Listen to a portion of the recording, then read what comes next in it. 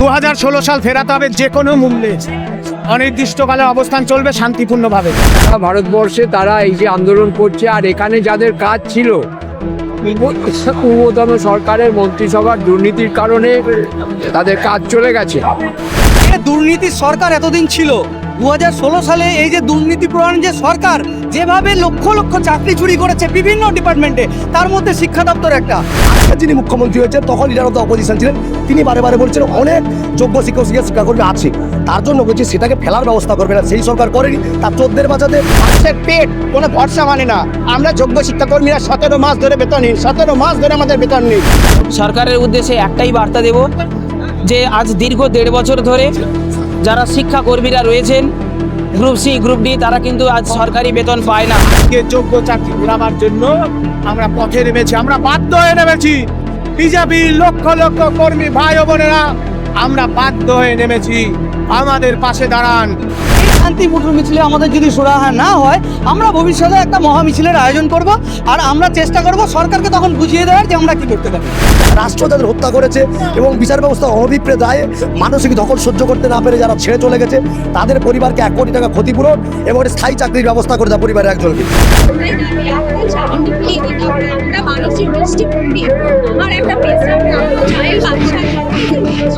ওএমআরের জ্বর তো কেটে গেছে। ওএমআর তো শিক্ষকদের ওএমআর প্রকাশিত হয়েছে, কারা যোগ্য কারা অযোগ্য আজকে নির্ধারিত হয়ে গেছে। নট স্পেসিফিক্যালি ফাউন্ড টেন্টেড কেউ নেই, টেন্টেড আনটেন্টেড। বন্দিদশায় থাকাকালীন বর্তমান মুখ্যমন্ত্রী কিন্তু আমাদেরকে প্রতিশ্রুতি দিয়েছিলেন যে ওনারা যখন এতে আসবেন, সরকারে এতে আসবেন, তখন আমাদের পাশে দাঁড়াবেন। আমাদের চিকিৎসা খরচ কে নেবে, আমার পরিবারের চিকিৎসা খরচ কে নেবে? এর জন্য আমি আমার চাকরি ফিরিয়ে পেতে চাই। আমার কাছে, আমি সকলের কাছে, সরকারের কাছে একটাই আবেদন রাখবো, যেন আমার চাকরি ফিরে আসে। বিজেপি যেন লিগ্যাল সেল গঠন করে এদের রক্ষা করেন, আমরা সেই কথাই বলছি। আমরা প্রথম থেকেই আশা রেখেছিলাম, আমরা তো পূর্বতন সরকার দুর্নীতি করেছিল বলে তাকে, সেই জন্যই তো তাকে তাড়িয়ে আমাদেরকে নতুন সরকার আনা হয়েছে। আমাদের এখানে এখন এরা দীর্ঘদিন ধরে অন্যায়ের বিরুদ্ধে লড়াই করছে। যাদের কলেজের ভেতরে, স্কুলের ভেতরে ছাত্রদের পড়ানো, তারা রাস্তা নেমে আন্দোলন করছে। সেই আগের সরকারের সময় থেকে বর্তমান সরকার যারা আসার আগে অনেক প্রতিশ্রুতি দিয়েছিলেন, তারা আজকে কোনো সেই কথা রাখেননি এবং এই যে অন্যায়ের বিরুদ্ধে প্রতিবাদে এদের পাশে আজকে এই মিছিল হচ্ছে। আগের সরকার তো কথা রাখেনি, এই সরকার যে কথা দিয়েছে আপনার মনে হয় রাখবে? এই সরকারের উচিত রাখা, কিন্তু খুব দুর্ভাগ্য বিষয়। বারবার করে প্রধানমন্ত্রী এসে এই কথা বলেছেন, এদের অধিকার ফিরিয়ে দেবেন। মুখ্যমন্ত্রী বলেছেন, বিজেপি ভাওতা দিয়েছে, মুখ্যমন্ত্রী এসে এই মিছিলে হাঁটা উচিত। এদের জন্য মুখ্যমন্ত্রী হয়েছে।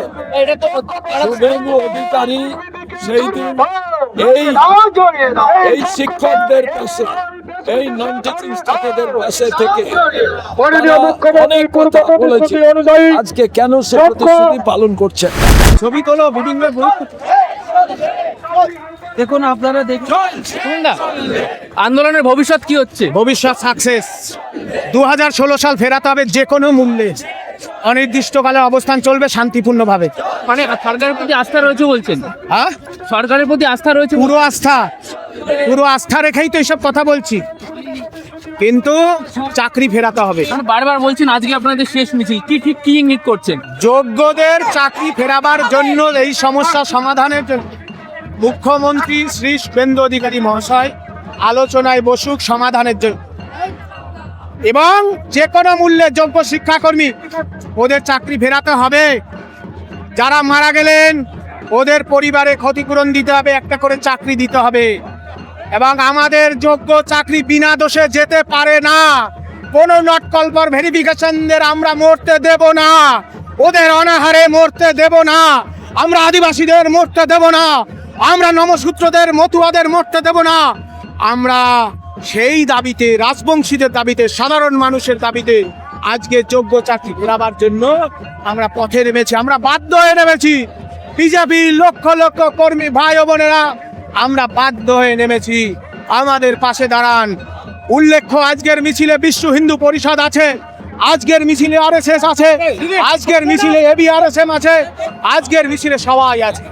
এটাই আমাদের অনুরোধ। একটা শেষ প্রশ্ন, মুখ্যমন্ত্রী শুভেন্দু অধিকারী এবং প্রধানমন্ত্রীর একটা অডিও বারবার শোনাচ্ছে, ঠিক কি মনে করাচ্ছেন? মাননীয় প্রধানমন্ত্রী তিনি আশ্বাস দিয়েছিলেন যে যোগ্য অনেক উচ্চশিক্ষিত তারা চাকরি হারিয়েছেন, বিজেপি যেন লিগ্যাল সেল গঠন করে এদের রক্ষা করেন। আমরা সেই কথাই বলছি, আমাদেরকে বাঁচান, যোগ্যদের বাঁচান।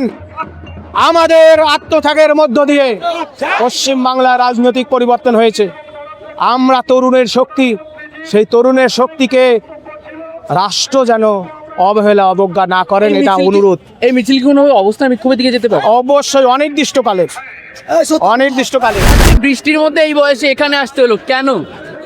এইখানে দেখুন, আজকে ভারতবর্ষে, সারা ভারতবর্ষে যুবকরা জেগে উঠেছে। তাদের কাজ নেই, তারা শিক্ষান্তে তারা চাকরি পাচ্ছে না। সারা ভারতবর্ষে তারা এই যে আন্দোলন করছে। আর এখানে যাদের কাজ ছিল, পূর্বতন সরকারের মন্ত্রিসভার দুর্নীতির কারণে তাদের কাজ চলে গেছে। আর বর্তমানে যিনি রয়েছেন মুখ্যমন্ত্রী, তিনি বিরোধী দলনেতা হিসেবে বলেছিলেন যে না, আমরা ক্ষমতায় গেলে এই সমস্যার অবশ্যই সমাধান করব।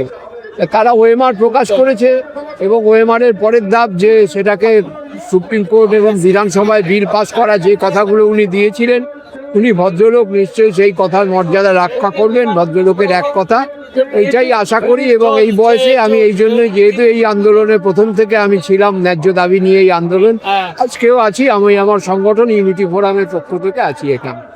ওএমআর এর যে জট ছিল সেটা কাটবে বলে আশাবাদী আপনি? হ্যাঁ, ওএমআর এর জট তো কেটে গেছে। ওএমআর তো শিক্ষকদের ওএমআর প্রকাশিত হয়েছে।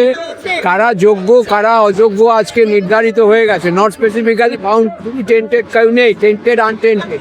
শিক্ষাকর্মীদের ওএমআরটা প্রকাশ করুন, তার ভিত্তিতে সুপ্রিম কোর্টে সময় চান এবং বিধানসভায় বিল পাস করুন। এবং যারা 25-এ যারা চাকরিতে ফ্রেশ ক্যান্ডিডেট যারা, তাদের এই যে ভ্যাকেন্সি থাকছে, সেই ভ্যাকেন্সিতে সবাইকে অ্যাবজর্ব করুন। এখান থেকেই নতুন নিয়োগ তো শুরু হবে। নতুন নিয়োগ দেবেন বলছেন, তাহলে এখান থেকেই নতুন নিয়োগ দিই। আর 16 যারা যোগ্য চাকরি, প্রায় 19,000 শিক্ষক এবং শিক্ষাকর্মী, তাদের চাকরি ফিরিয়ে দিই। এটাই কর্তব্য। চলো যাচ্ছ দাদা, প্রধানমন্ত্রী বর্তমান মুখ্যমন্ত্রীর বারবার অডিও আপনারা চালাচ্ছেন, কি মনে করাচ্ছেন? আমরা বারবার এটাই মনে করাচ্ছি যে দুর্নীতির সরকার এতদিন ছিল, 2016 সালে এই যে দুর্নীতি প্রধান যে সরকার, যেভাবে লক্ষ লক্ষ চাকরি চুরি করেছে বিভিন্ন ডিপার্টমেন্টে, তার মধ্যে শিক্ষা দপ্তর একটা। তো সেখানে বারবার আমাদের বর্তমান মুখ্যমন্ত্রী শুভেন্দু অধিকারী, তখন বিরোধী দলনেতা ছিলেন, তিনি আমাদেরকে প্রতিশ্রুতি দিয়েছিলেন যে আমরা ক্ষমতায় আসলে আমরা 1 সপ্তাহের মধ্যে এই রিক্রুটমেন্ট করে দেখাবো এবং স্বচ্ছ যারা যোগ্য তাদের রিক্রুটমেন্ট করে দেখাবো। তো সেই জায়গায় আমরা বারবার তাদের সেই কথাগুলোই আমরা মানুষের মধ্যে তুলে ধরছি, যে যারা আমাদের প্রতিশ্রুতি দিয়েছে, আমরা চাই তারা তাদের প্রতিশ্রুতিটুকু পালন করুক। মানে এই যে আজকে মিছিল, এই বৃষ্টির মধ্যে মিছিল, সরকারের প্রতি আশাবাদী আপনারা? অবশ্যই আমরা এই সরকারের সঙ্গে পূর্ণ সমর্থনে রয়েছি। আমরা সরকারকে বারবার এটাই জানান দিতে চাইছি, শিক্ষামন্ত্রীকে এবং মুখ্যমন্ত্রীকে বারবার চাইছি যে আপনারা আমাদের সঙ্গে আলোচনায় বসুন। আমাদের যে প্রতিনিধিরা আছে বিভিন্ন গ্রুপ সি, গ্রুপ ডি, 9, 10, 11, 12, তাদের সঙ্গে আপনারা বসুন এবং তাদের সঙ্গে বসে আপনারা সুরাহাবার করুন যে 2016 সালের যোগ্যদেরকে কিভাবে ফিরিয়ে আনা যায়। এই মিছিলের ভবিষ্যৎ কি হচ্ছে? আমরা এই মিছিলে যে শান্তিপূর্ণভাবে সরকারের একটা মিছিল, সরকারের সাথে থেকে একটা শান্তিপূর্ণ মিছিল করতে চাইছি এবং আমরা ভবিষ্যতে এই শান্তিপূর্ণ মিছিলে আমাদের যদি সুরাহা না হয়, আমরা ভবিষ্যতে একটা মহা মিছিলের আয়োজন করব। আর আমরা চেষ্টা করব সরকারকে তখন বুঝিয়ে দেওয়ার যে আমরা কি করতে পারি। দাদা, মূলত কি দাবি নিয়ে আজ রাজপথে? দাবি 3টে, সুনির্দিষ্ট এবং সুস্পষ্ট। সকল 2016 প্যানেলের এসএলএসটি এবং আরএলএসটি প্যানেলের যোগ্য শিক্ষক শিক্ষিকা শিক্ষাকর্মীদেরকে যে কোনো মূল্যে তাদের স্থায়ীভাবে চাকরি আবার ফিরিয়ে দিতে হবে। 1, 2 হচ্ছে ইতিমধ্যে যে সকল যোগ্য শিক্ষক শিক্ষিকা শিক্ষাকর্মী আমাদের ছেড়ে চলে গেছেন, রাষ্ট্র যাদের হত্যা করেছে এবং বিচার ব্যবস্থার অনভিপ্রেত রায়ে মানসিক দখল সহ্য করতে না পেরে যারা ছেড়ে চলে গেছে, তাদের পরিবারকে 1 কোটি টাকা ক্ষতিপূরণ এবং স্থায়ী চাকরির ব্যবস্থা করে দেয় পরিবারের একজনকে।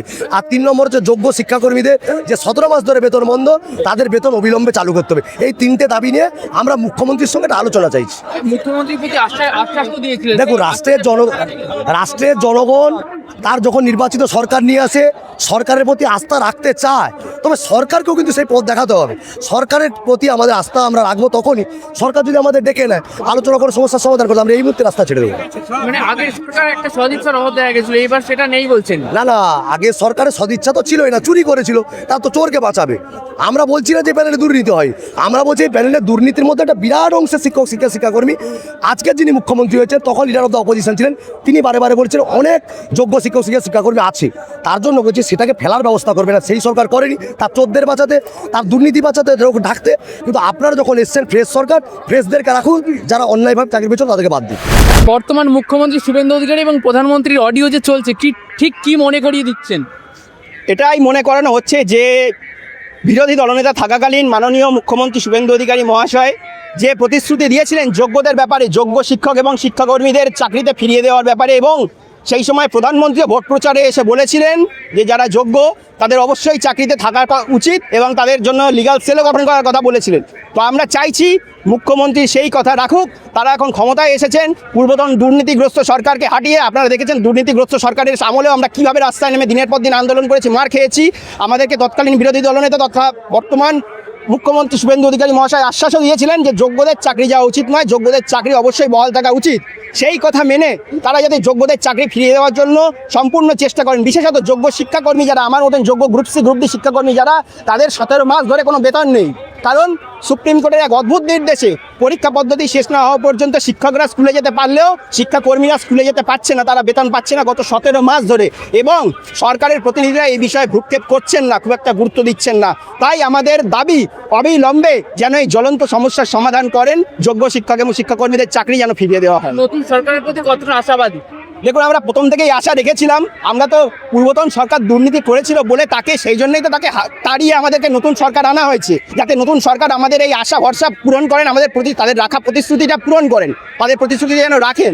অলরেডি 3 মাস অতিক্রান্ত হয়েছে, আমরা আশ্বাস রেখেছি, আমরা আশা রেখেছি, আমরা চাই দ্রুত সমস্যার সমাধান। কারণ মানুষের পেট কোনো ভরসা মানে না। আমরা যোগ্য শিক্ষাকর্মীরা 17 মাস ধরে বেতনহীন, 17 মাস ধরে আমাদের বেতন নেই। এই বিষয়ে অবিলম্বে সরকার যেন হস্তক্ষেপ করে এবং অবিলম্বে কোনো একটা যেন সুরাহা করে, এটা আমাদের দাবি। পূর্বের সরকারের আগেও আপনারা এইভাবে রাস্তায় নেমেছেন, এই সরকারও এইভাবে রাস্তায়, কি বদলালো? আমরা মানসিক দৃষ্টিভঙ্গি, আমার একটা পেশা, চাইল্ড বাচ্চা, আমি মেডিসিন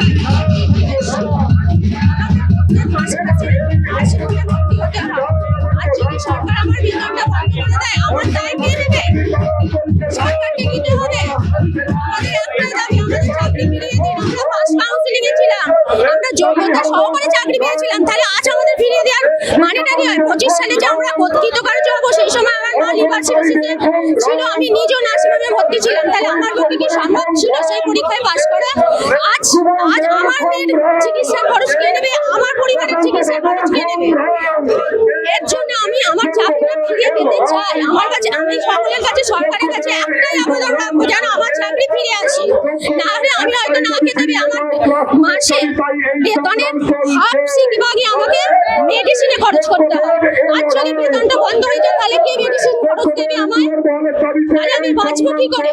বাঁচার অধিকার তো সবার আছে, তাহলে চাকরি ফিরিয়ে নিয়ে যায় না, আমাদের চাকরি ফিরিয়ে একটাই দাবি।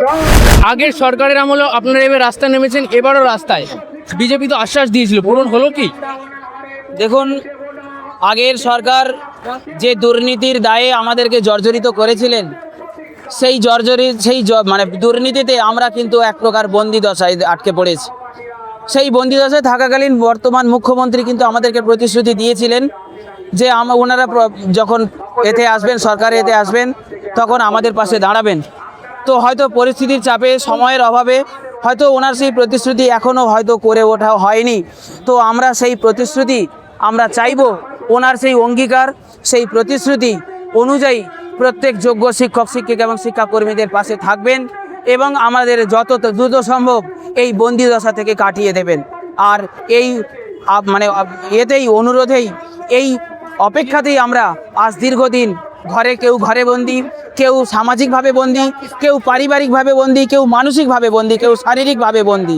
তাই যত দ্রুত সম্ভব আমাদের এই বন্দি দশাটা কাটিয়ে মাননীয় সরকারের কাছে আমার একান্ত অনুরোধ, আপনারা দয়া করে আমাদের পাশে থাকুন, আপনারা আমাদের এই প্রত্যেকের বন্দি দশা থেকে মুক্তি করুন। আগের সরকারের যেমন সদিচ্ছার একটা অভাব দেখা গেছিল, এবার তো নাম শুনছে না।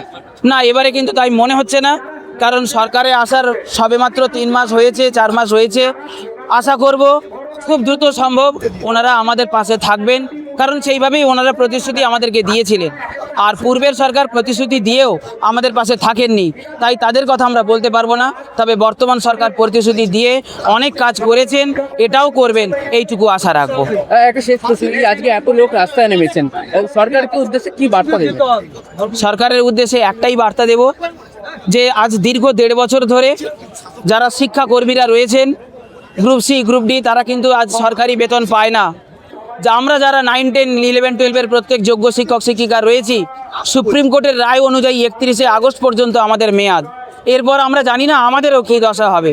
তাই সরকারের কাছে আমার এটুকুই আবেদন, এবং সরকারও তার সদিচ্ছা সদ মনোভাব দেখিয়ে আমাদের প্রত্যেক যোগ্য শিক্ষক শিক্ষিকা এবং শিক্ষাকর্মীদের পাশে থেকে তাদের চাকরির মেয়াদ শুধু 31শে আগস্ট পর্যন্ত নয়, তাদের প্রত্যেকের নির্দিষ্ট বয়স সীমা অনুযায়ী 60 বছর পর্যন্ত যেমন চাকরি হয় সেই মতো যেন হয়, এইটুকু আমি অনুরোধ করব।